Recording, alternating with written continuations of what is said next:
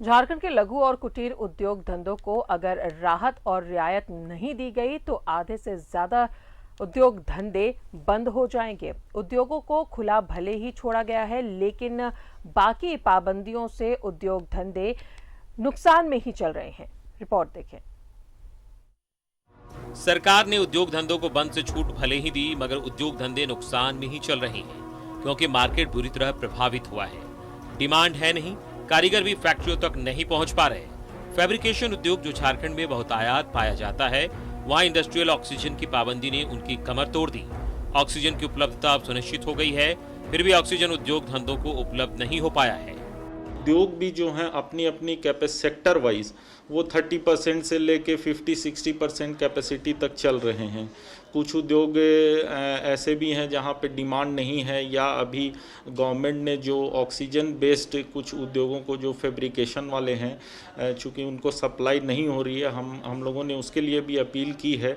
चूँकि अब परिस्थितियां सुधर रही हैं और मेडिकल ऑक्सीजन पर्याप्त है, तो वैसे उद्योगों को ऑक्सीजन भी उपलब्ध कराई जा सके ताकि उनकी गतिविधियां चालू हों।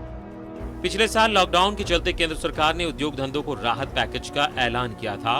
उद्योग धंधे से जुड़े लोग चाहते हैं कि इस साल भी उन्हें लोन मोरेटोरियम में राहत दी जाए, बिजली बिल भुगतान में राहत दी जाए। अगर ऐसा नहीं किया गया तो आधे से ज्यादा उद्योग धंधे बंद हो जाएंगे।